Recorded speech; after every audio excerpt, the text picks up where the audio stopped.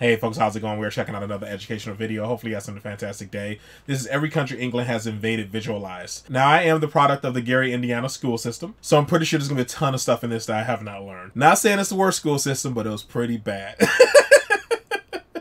But I guess it doesn't matter because I'm learning now. That's what's important, man. I'm learning stuff now. I enjoy these educational videos, so I appreciate you guys recommending them. Now, there is a chance I might know a lot of stuff in this video because I did watch the Al Murray video, Name a Country, and we defeated them. And a lot of stuff was rambled off in that video in regards to what country you guys defeated. I just got to see how much I retained from watching that video. So I might actually know more than I think. You know, I might not be giving myself enough credit. Yeah, man. Let's just go ahead and jump into it, folks, and we will talk about it more at the end. For a good chunk of the past few centuries, this music was the final boss music played for people across the entire world. The English and later the British have been responsible for invading and conquering more countries and people than any other nation in human history. And honestly, it's startling just how many places they've been to. In this video, I'm going to do my best at attempting to visualize all of Britain's invasions and conquests for you, continent by continent, in as brief a time as possible. So let's begin with the closest continent to Britain, Europe.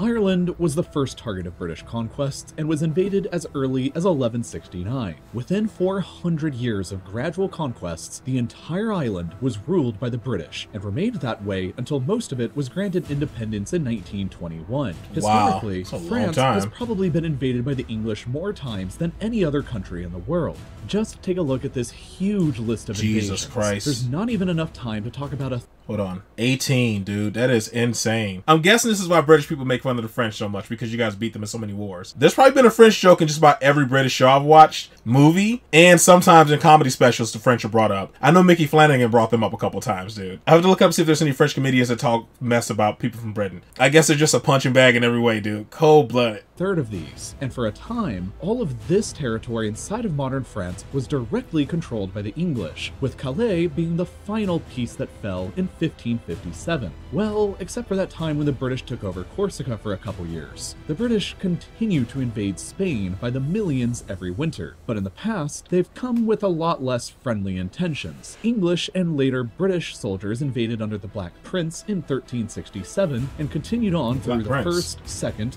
third, and fourth raids on Cadiz, and that time when the British took over Gibraltar and Minorca. They gave Minorca back, but decided on keeping Gibraltar forever. In recent history, the British have invaded Belgium in order to support the Belgians, but that wasn't always the case. They conducted two pretty large-scale invasions of modern-day Belgium in 1654 and again in 1701, and Flanders itself was ruled by the English for a few years in the 14th century. The Netherlands was one of England's historical arch-rivals, and so there's been plenty of invasions going in this direction across the 17th and 18th centuries. In 1940, the British technically invaded and took over Iceland peacefully for a year in order to prevent it from falling into the hands of the Germans. But this was heavily protested by the Icelandic government at the time, so in my books it still counts as an invasion. Italy, of course, was invaded by the British Army during the Second World War as well in 1943, but there were plenty of invasions before then, dating back to Richard the Lionheart's invasion in 1190. Germany, too, was obviously invaded by the British Army in 1945, and northwestern Germany was occupied by the British for 3 years until 1948. But a lot of German territory was ruled by Britain long before then. The islands of Heligoland were British for most of the 19th century, and the Kingdom of Hanover was effectively ruled under a personal union for over a century between 1714 and 1837. Austria was also invaded in 1945, and the southwest of the country was occupied for a decade.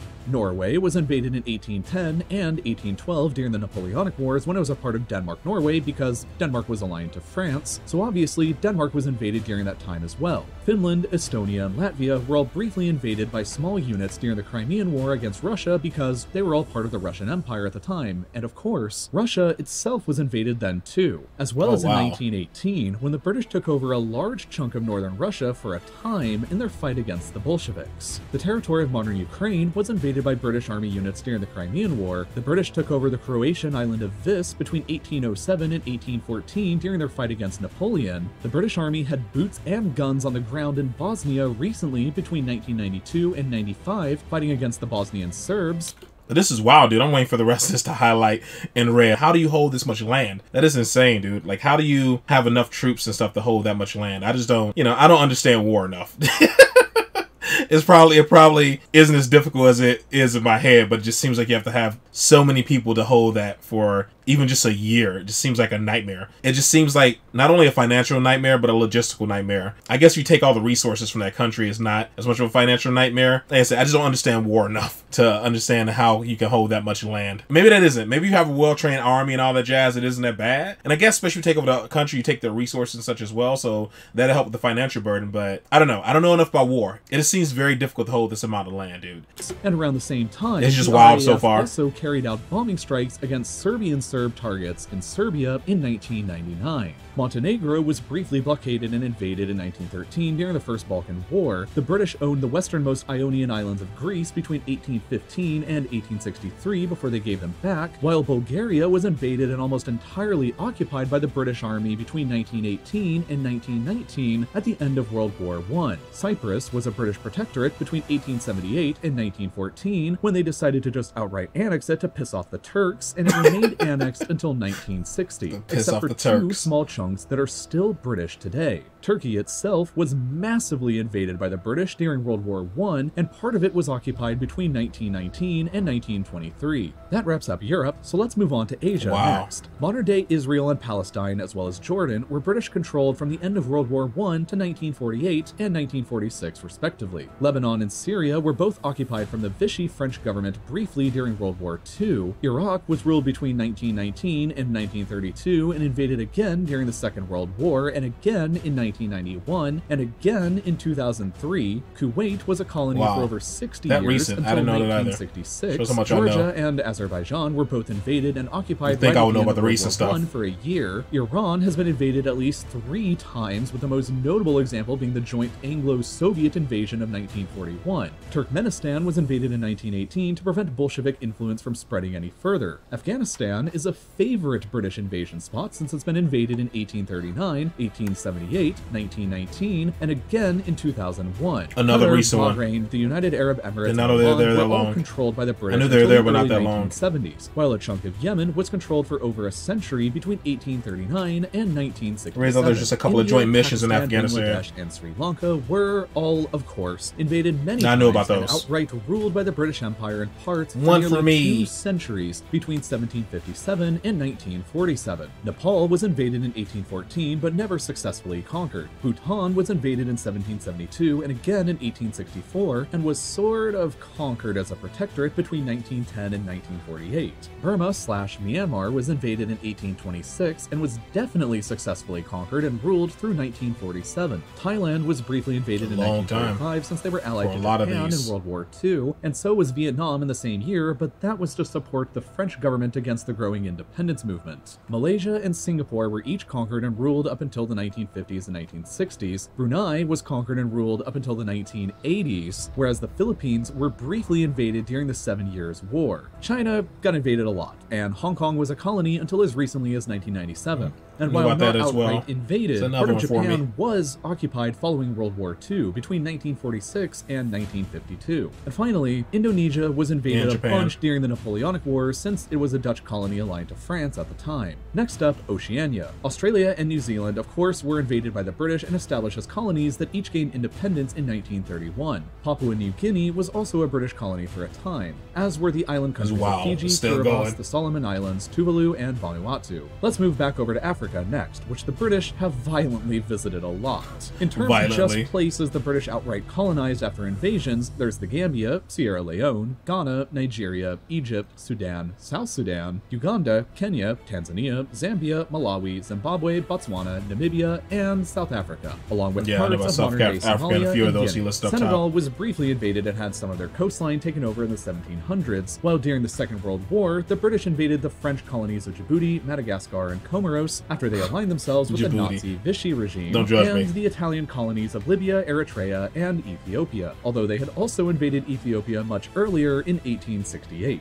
And as German colonies right before World War I, the British also invaded Togo and Cameroon without annexing them afterwards. For the final area of the world left to discuss, let's move over to the Americas. All of Canada was a British colony until 1931, while Newfoundland remained until 1949. The United States, of course, was a colony colony until 1776, Yeah. and was invaded again in 1812, and the modern states of Oregon and Washington were claimed right up until 1846. As far as other outright British colonies here go, there was the Bahamas, Jamaica, Belize, Grenada, St. Vincent and the Grenadines, Barbados, St. Lucia, Dominica, Antigua and Barbuda, St. Kitts and Nevis, Trinidad and Tobago, and Guyana. Besides colonies, Cuba was invaded and occupied during the 7 Years' War in 1762. Haiti was invaded in 1793 during the French Revolutionary and everything War. in the States and Canada. The Dominican Republic was invaded way back in 1655 in an attempt at conquest under Oliver The rest Cromwell. I'm just learning. Parts of the east coast of Honduras and Nicaragua were conquered and ruled for nearly 2 centuries until 1819. They sent the Navy to invade Mexico in 1861 to force them to repay some debts, and during the splendidly named War of Jenkins Year, aka the more lame-sounding War of the Austrian Succession, the British invaded a lot of Spain's colonies, including Panama, a huge one into Colombia, and ultimately Peru. In 1796, the British took over Suriname because it was a Dutch colony, and they were allied with the revolutionary French and later Napoleon. They also invaded Martinique and Guadeloupe because they actually were French during the Napoleonic Wars. Venezuela was invaded in 1902 Wow, as part dude, of the how much is so-called left? Venezuela Jesus crisis Christ. to force the country to repay some debts they had defaulted Like, on, man. kind of like Mexico, while Argentina and Uruguay were both invaded during the Napoleonic Wars as well in 1806 when Spain and her colonies were still allied with Napoleon. And that pretty much sums up all of the territory the British have ever ruled and all of the countries the small Britain was island has busy. ever invaded. There are a total of 65 countries today who celebrate their independence days from the British Empire. Wow, the really? Empire used to rule over a quarter of all the world's land at the same time and was the biggest empire in human history. And in total, today, there have been 117 modern countries that have been aggressively invaded by the British armed forces during some point in their histories, representing a total of 60% of all the world's nations, which is almost the same Jesus number Christ, of dude, look how countries they're that you red. watch this video in. And all those YouTube flags. is available in 130 countries now, or about 2/3 of them. Wow, dude, that is insane. That is a lot of land to hold at once, dude. I just don't understand enough about war and how you can hold that much land. You know, you just go in, conquer it, convert people over, and have like just a few stations laid around to keep people in line and follow like your rules and all that jazz. I just don't know how you can maintain it. It just feels impossible. I hate to use a modern example, but all I can think of is the Middle East and how difficult things were there with how much bloodshed and stuff happened, how much civil unrest there was and everything. And me not being in the military or nothing, I hate speaking on this type of stuff, but from the outside looking in, just looked like a failure for the most part. And I know it's very expensive. I can't remember the exact dollar amount, but it costs a lot of money and a lot of boots on the ground. Things just always seem bad. They never really seem good. It could have just been a media coverage, something like that, but it just always seemed bad. So I just really wonder how you can maintain that type of land. And I know there are people they went up against that, you know, had like spears and arrows and that kind of jazz, and didn't actually have a real military to go up against. So they probably like, you know, plow through it pretty fast, put the rules in place, and probably only need a few small outposts to maintain law and order and trade and all that jazz. That's what I'm guessing. But anybody who actually had like active military just seems very difficult. Anybody who had modern weaponry and all that jazz that was comparable to Britain just seems insanely difficult. I just can't imagine how you can hold that type of land. You can have 1,000 soldiers, but you have 100,000 pissed off civilians with pitchforks and arrows and stuff like that. They can still, like, you know, push you out. And as I said, I don't know enough about war to really speak on this stuff, so it just seems insanely complicated to maintain any type of stronghold in another country. So kudos for that. So I knew a lot of stuff that happened on this side of the pond, and I knew a few things about Africa, like what areas were invaded in Africa, but the rest of it I had no clue. So I learned a ton, so I definitely appreciate you guys recommending this to me. This was very wild, and I enjoyed it. All right, folks, that is it. That is all for this one. Hopefully, you guys are happy, safe, and healthy. I'll see you in the next one. Later.